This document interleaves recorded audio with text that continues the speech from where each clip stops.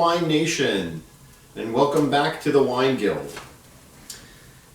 This is our first episode of what I want to call the Everyday Wine series, so to speak. And the concept is, let's taste some wines that are readily available to everybody at a reasonable price, meaning $15 or under,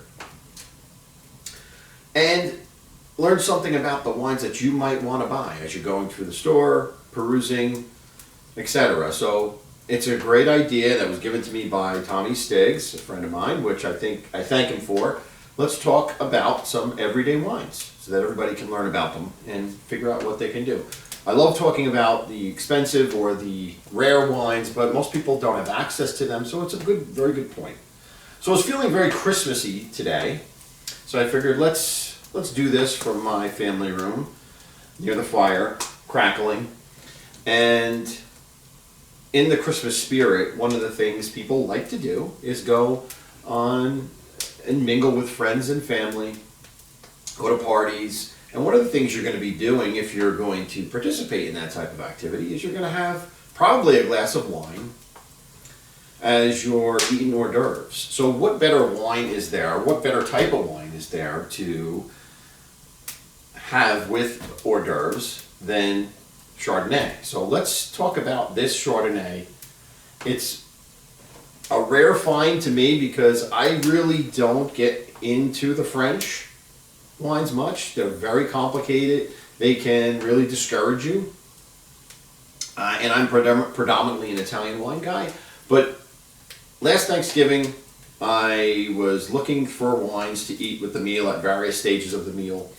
And I picked out a Chardonnay, and this one was right there in front of me, and it was only $9.99 at Bottle King. So it's something that's very affordable. So I said, what the hell? Let's try it, right? Let's try it and see how it goes. So this one is called L Aurance is the name. It's French, and the area it comes from is Macon-Villages, which is part of Burgundy. So I'll zoom in on this so you can take a better look at it. Let's see, where are we going here with this? There we go. Where are we going with this? Let's see, can we see that? Can you see that? I don't know if you can see that. What I'll probably do is walk up closer. Walk up closer to the camera so that you can take a good look at it. It's so difficult when you don't have people helping you. Where are my camera people when I need them? All right, so here we go. Let's go up close here so you can get a good shot of this. I'm trying to follow this on my phone, see how it looks. I don't know if that's any good. There you go. I think you can get a good view of it there. Macon-Villages from Burgundy, Chardonnay. So, a lot of the controversy around Chardonnay over the years has been whether it's over-oaked or not oaked at all. And I think a lot of that comes from the fact that the American wines, the California wines, for a good deal of time used to really over-oak their Chardonnay. Chardonnay was very popular. It was a very hip thing to do in America, and folks would, they were looking for that taste, that powerful taste. It's just a marketing thing.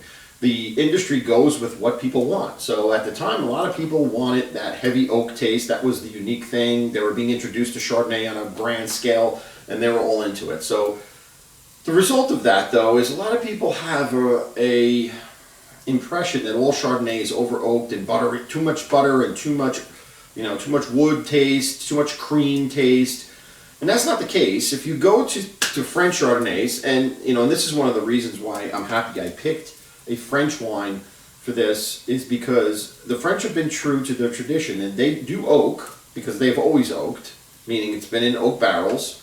But they don't over oak. They do it in my estimation is the right level of time, the right amount of time, so that it's not too powerful and it's right in the middle.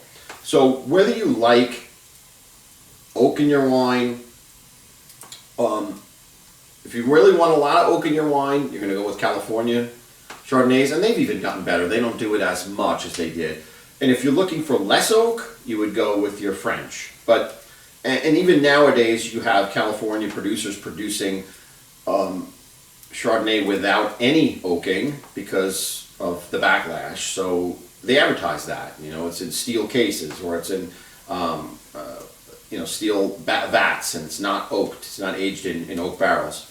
But anyway, I personally like the oak taste in wine. I really do. The creamy, buttery taste is what I'm looking for. It makes for me the experience a lot better in drinking the wine. So let's try this one. Let's try this one. L Aurance is the name. 2020 is the year. Like I said, it's from Burgundy. Let's swirl it up a bit. Make sure we get the air in there. This is about, I store it at 52 degrees. I think I've mentioned that before in the past. So just a tip. Drinking wine, even white wine, at room temperature is going to bring out more of the flavor. That's been my experience. So this one is a little bit chilled, so it's a little bit, I think it's going to be a little bit closed in terms of taste because of that. If it was room temperature, I think I'd get more out of it. But nonetheless, just keep that in mind. A lot of people automatically chill whites, and that's fine if you like it. But I like to get the full taste and the full experience, so I usually drink it at room temperature. But let's see what we got here. Let's try to sniff it and see what we got in terms of a nose. Now I'm smelling apple. Maybe a little bit peach, a little bit of peach. Not much, but I'm getting a lot of apple. I'm not smelling the oak. Sometimes you can smell the oak. If it's really powerfully oaked, you'll be able to smell it. You'll smell the wood smell in the wine. Now I'm not getting that. So that, to me, what that means is that this wine's probably going to be a little bit more evenly oaked, so it's not overpowering. You know, a nice yellow hue to it.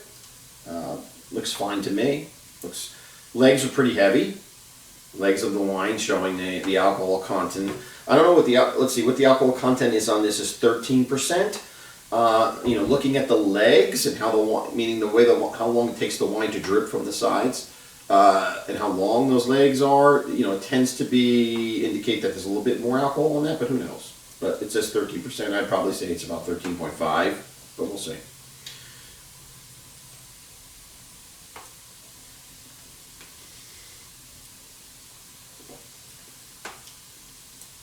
All right, so I like this. Let's start off with that. I like it.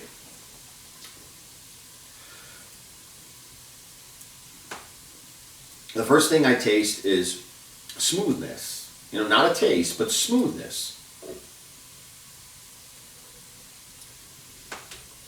Like a velvet type of feeling in my mouth. And I'm getting the oak. I'm starting to get the oak now. It's not too much. It's perfect. The oak level is fine.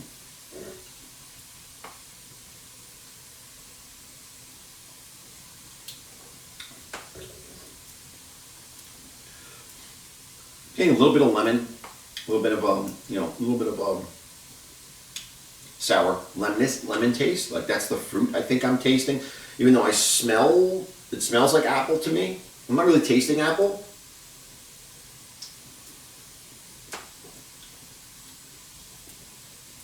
Yeah, a little bit of lemon, but also not overly powering lemon. It's definitely dry. That's one thing you don't like, or I personally don't like, is a lot of lemon in white wines. This one doesn't have it. This one has a very even taste in terms of the amount of fruit. If lemon is the main fruit in this, it's not overpowering, which is great. And it blends well with the oak taste, with the cream taste. It's not, you know,